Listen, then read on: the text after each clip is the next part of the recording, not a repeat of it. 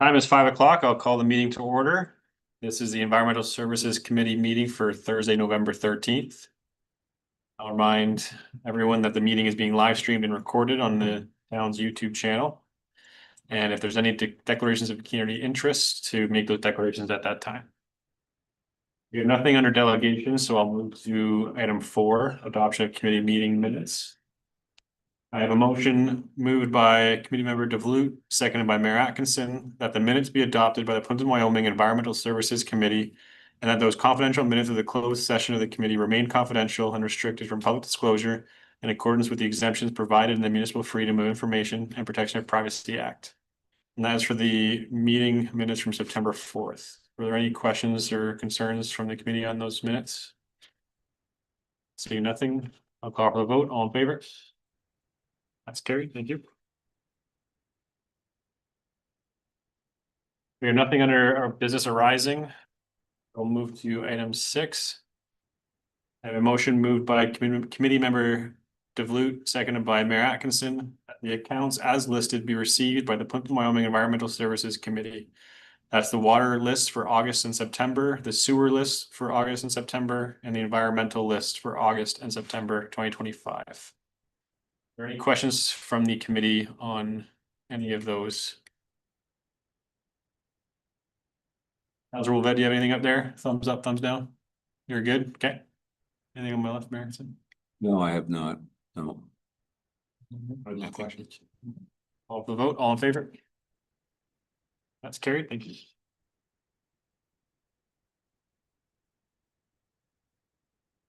Move on to staff reports. I have a motion moved by committee member DeVlute, seconded by Mayor Atkinson, that the report submitted by Paul De Silva, Director of Public Works, dated October 28th, 2025, regarding the oil grit interceptors for inspections and maintenance be received as information. Staff report was in the agenda. Were there any, or did you want to talk to anything with Paul? Just through the chair, I mean, these oil grit interceptors aren't necessarily related to water or sanitary sewer, obviously, but they do have an environmental tone to them. So I thought it would be appropriate to discuss these at this committee. Any questions about that report or the oil grit interceptors? Well, just a question, the company that we bought these from, have we used the same type of before, or is this a new company we're dealing with? Yeah. So the oil grit interceptors, generally speaking, themselves are storm scepters, and developers and engineers alike, they typically like to spec these. Okay. I would say they're probably the #1 type of device of this nature in the industry. Then they are easy to maintain. So the company that inspected them, Storm Scepter, has a contract with them that they do the inspections for free for 5 years after they're installed. So then after 5 years, we would be responsible to pay for the inspections. They do get inspected on a yearly basis. The ones that were recently installed within 5 years were getting inspected. The ones that are older than 5 years were not until we started this program this year. So now we're inspecting them all on a yearly basis, and that gives us a report that states whether the unit is performing adequately or not, or whether it requires maintenance or not. And in this case, we have, I think it's 5 that require maintenance. The materials in those are considered hazardous waste, so they have to be removed in an environmentally conscious manner, and it's very expensive to dispose of it at landfills, which is what's driving the price of the maintenance. So you, if I may, Mr. Chair, just a follow-up question that the length of service for each of these, and I know they all vary accordingly to what they're facing, but on average, is it 5 to 7 years that they would last normally, Paul? Yeah, through the chair, in my experience, because I've dealt with these in the past, depending on where they are, if they're in a new subdivision where people are building houses and there's a lot of mud on the road, you might only get 1 or 2 years out of them before they require maintenance. Once the subdivision's complete, I would say once every 5 years is when they require some maintenance, because all of that sand and silt makes its way into these systems. That's all I have, Mr. Chair. Thanks. I don't know if No questions. I had nothing. Makes sense. Good report. Nothing from Councilor Wolvett. All right, I'll call for the vote. All in favor? Gary, thank you. I don't know if that was thumbs down your report or didn't have any. Decision. I'll move on to the second staff report, 7.2. I have a motion moved by Mayor Atkinson, seconded by committee member DeVlute, that the report submitted by Paul De Silva, Director of Public Works, dated October 28th, regarding the water and sewer rate comparison with Lambton County be received as information. Very thorough report, for a good comparison. Was there any questions from the committee on that? Not really, just I'm really glad that we have this, because a lot of times, if for a committee member or on council, we're asked and comments come forth, so at least we've got some information here that we can say where we are related municipalities. Any questions? Councilor Vet, you unmuted. You must got something. No, it's a good report. I was involved in setting up these rates a few years ago. We were looking ahead at that time, and so I think maintaining it is good. And I think to back up what Mr. Atkinson said, it's good for the rest of the council to have a look at this and understand that we were forward thinkers at the time to increase the rates and maintain them for a few years in order for us to keep up with the water and sewer system. So good report, very, very good for all of us to see.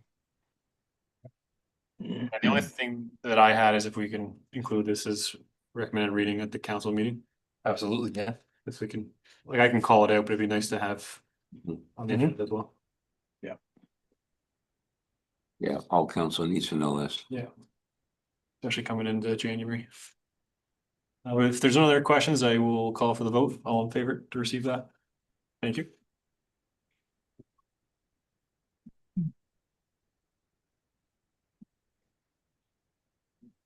We have nothing under bylaws, so I will move on to item 9.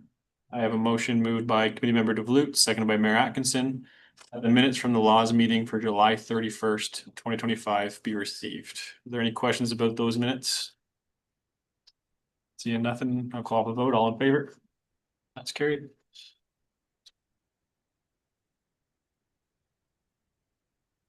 We have one item, 10.1, under correspondence action required.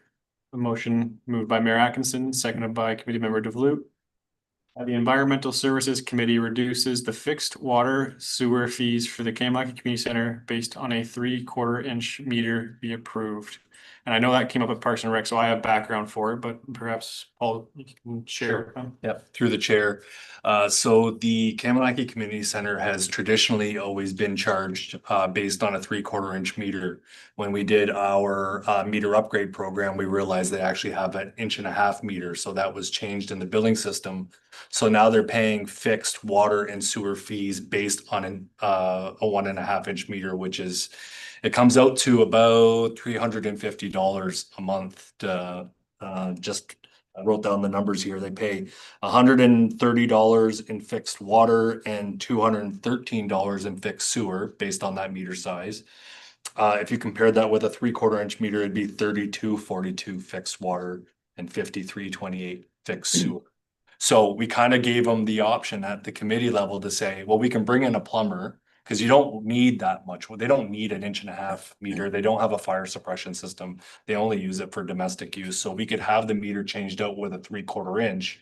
And it's going to cost, the cost of the meter plus the plumber's, time and materials. So they thought as an alternative that they would request from this committee that despite them having an 1.5 inch meter, whether they could only be charged for a 3/4 inch meter. Mr. Chair, through you to Mr. De Silva, like when you say they, who would they be? Because don't we, the town owns the Kamalaki Community Center, correct? Correct. So who's requesting this? Ourselves. Yeah. Yeah, it's an exchange of money. We deny it. Trying to keep the parks budget down. Chair Mike Vasey is the one requesting. So there has been a lot of history with this because it's flipped and flopped a couple times over the 40 years that I've been here. And so at some points, they think that if the buildings aren't paying what they should be, then the water sewer is not getting what they need. And then sometimes council has decided that all the buildings that the municipality owns should only pay a flat rate. Then is that fair to everybody else? So it flips and flops a few times during, over many years. When you did this meter program thing, you really figured out where the meters really are at. But it has changed a few times. Going from one way to the other way. And then maybe sometimes a few years later comes back the other way. So what, if I may, Mr. Chair, why would we have put that big in anyways when water was put in? Through the chair, I don't know why an 1.5 meter was installed at one time. Maybe there were maybe they wanted to have the ability to put in sprinkler systems in the future, but they certainly don't have them now. But that's what you'd need that size if you had sprinkler systems, right? Yeah, or some other heavy water demand that I can't even think of why they would need that. I'm guessing that meter's been there since they built it. That size of meter, yeah. Because I thought they wanted, it was gonna be a big attraction and things were gonna happen there all the time. Yeah, For quite a few years, it maybe did. Then society changes. Yeah, they had one billing cycle where they use a total of 2 cubic meters of water, and that was it. So a couple of flush toilets and Anything else for now, Mr. Mayor? Should I go to Councilor Vet? Yeah, you go like there, Mr. Chair. Councilor Vet, I saw you unmute. You go ahead. Yeah, our system is set up to charge by the size of the meter or size of the line. And I'm not so sure we should be playing around with, if you want to change the meter back to 3/4 inch, so be it, but everybody else pays by the size of the line, 3/4 inch and a half or whatever. And I don't know what the water usage is there. Paul would know that, but I just don't think we should be mucking around with, giving one person a different rate because they decide they're not using as much water as they should, but they do have an 1.5 inch line and they can use that much. And that's the way it's set up, not play games with 3/4 versus 1.5 inch and vice versa. So if we're going to do it for them, and there's other businesses or town hall owned buildings that are under the same situation, then we should do it for all of them. Change the size back to 3/4 if that's all they use, because that's how it's set up. That's all I gotta say. there's no one. I don't. Okay, anything on my right for now? I think I kind of agree with Bob. You can't start playing with the system. They should keep it fair for everyone. Do we know what type of buildings do use an 1.5 inch line? Like, do we have many municipal buildings that are running that much? Through the chair, municipal buildings, I know like the pool has a big service because when we fill the Yeah. pool, we need that volume of water. We have other schools, Tim Hortons has a big nurse, yeah, exactly. there's a few farmers. Bigger Oh. farmers. There's not a lot of big meters, but there are a few. Yeah, but then we've got the water use to back up that charge rate as well, where if they're only using 2 cubic feet, like to nothing. It's basically next to nothing at certain times of the year, yeah. So, I mean, at the committee, I had suggested maybe we need to swap out this meter, and that's when they said, well, could we just not charge each, a little less based on a 3/4 inch, and that's how we got back to here. I mean, if they've got the water use data to back up that change, I wouldn't like it. We can support to say, hey, look, yeah, it's a special case, but looking at with the water use that they have a much bigger meter than what they need. So Do you remember the rough ballpark cost for what it would be if they did replace the? I think it would probably be between $1,000 and $1,500. Yeah, because if I was a business and this was my Yeah. case, I would pay that to just save money along the Yeah, way. from the fixed rates, the difference between the Yeah. 8.5 to the 3/4, they'd be making that money back in no time. For sure. Well, So I guess the catch here is it's our building, is the catch. Sorry, I was just gonna say, it's our bill, it's our meter, belongs to the town. If we don't want to make a set of precedents here, then I guess we just like, let's just switch that meter. do you know if we do, it's gonna get out there and, Is there any further discussion before we vote on this one? Are there any questions? So that I can answer them. The next Parks Committee. find it out. Yeah. Okay, so if there's no other questions, we'll just go ahead for the motion. So the motion that we will be voting on is to approve reduction in water sewer fees. So if the committee is feeling that they want to go the direction of perhaps suggesting they just change the meter, then it would be voting no on this motion, just for clarity's sake. So moved by Mayor Atkinson, seconded by committee member DeVlute, that the Environmental Services Committee reduces the fixed water sewer fees for the Camelback Community Center based on a 3/4 inch meter be approved. I'll call for a vote. All those in favor? All those against? That motion is defeated. Thank you.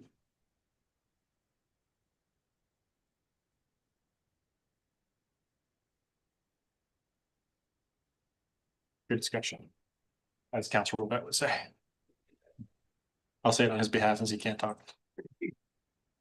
I will go on to item 11. It's correspondence, recommended reading and routine approval. So we have a few things in there. So I'll read the motion first, moved by committee member DeVlute, seconded by Mayor Atkinson. That the correspondence related to recommended reading and routine approval and commission items not otherwise addressed by resolution be noted as the received by the Plympton-Wyoming Environmental Services Committee and filed accordingly. So we have the letter from the Honorable Todd McCarthy, which was regarding the blue bin pickup, the spring newsletter for water and sewer, meeting calendar, and the draft letter to go to businesses regarding the blue bin pickup. Are there any questions for staff about any of those items the poll discuss? See nothing on my right. Then what happens after, because I saw on the committee meeting calendar, I'm like, oh, there's nothing for November, December, but next year's election. So correct me if I'm wrong, the committees are disbanded and then new members are selected in that would be in the next year. The only one that, if I may, Mr. Chair, that's continues to exist will be the special events, planning Christmas in the village. But all the other committees are on the shelf. Any questions from you, Mayor? Yeah, it was, I brought it up the other night at council about the recycle changes that are coming to our community. And one of the things that always bothered me is the small businesses that have been getting recycling picked up are no longer going to be able to do that.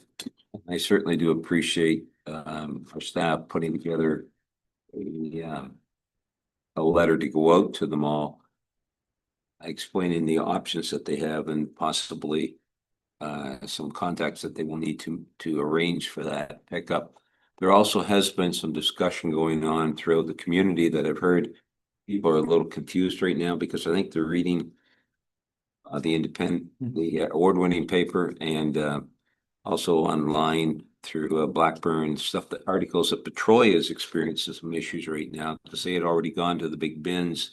Now they're going to have to go back, and coffee shop chatter comes around and like we're being asked what's going on with us, what's happening now. So I was just wondering, would it be possible to consider putting something on our website to or inform people that we're status quo until the new year? Because I think we, even though we've only got 2 months left to go, still some confusion out there. Yeah, through the chair. I mean, there's there's still a little bit of confusion for us as well. So we have a meeting scheduled with Mterra on the 19th which we'll be getting a lot more clarity around some of the issues, including what type of bins that they can take, because we know that residents of Wyoming continue to use those larger recycling bins, so we want confirmation of whether they can continue to do that. And if they can't, are they gonna be providing blue boxes? So we have a whole list of questions that we have for them. But certainly, once we get some clarity, we will start vigorous public education campaign so that our residents are well informed. I also know that Circular Materials is working on a calendar that they're going to be distributing to the residents as well. That will tell them exactly which days they're going to be receiving their recycling collection. As we understand it right now, it'll be completely aligned with what is going on right now for garbage. So Wyoming, they get their recycling on Wednesday and then their garbage on Thursday, I believe. We're actually looking at aligning that so it's all the same day. So that's a positive, I think. Also, those small garbage, those small recycle bins are not good to keep on windy days. They either go flying themselves and all the garbage is all over the lawns, the neighbors, and goes up to Jeff DeFluke's place and hear nothing but about it, so. Encourage them to have really big, deep ones if that's what we have to have. I'm going to be strongly encouraging that they continue to take what Marcotte takes right now. Absolutely. Yeah. No, I appreciate that. That's enough. Councilor Vet, anything under correspondence? No? All right. Agree with the mayor. It'd be nice if they would give us recycle bins that had lids on them, because they do blow all over the place. Stuff flows, so it'd be nice to have everybody with bunch of lids. Mike, the multi-purpose building, so if it's commercial main floor, apartments on top, where are they falling in this? Does that mean they're not getting picked up even if you're an apartment up top? Yeah, so that's another question that we had for them. So we thought if there was, like, for example, Danzo's across the street has a residential unit up top. And they do pay their fee for recycling or garbage, I should say. That property was included in the list of addresses that we gave them, so our anticipation is that they will be collected.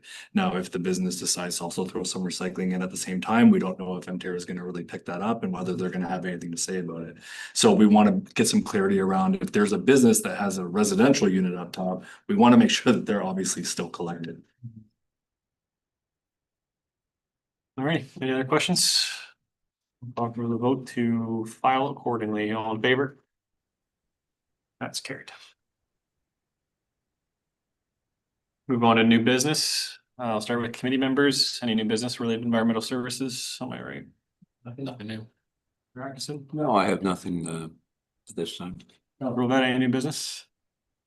Thumbs down. Okay, I got nothing. I'll move on to staff. Anything, Jacobs?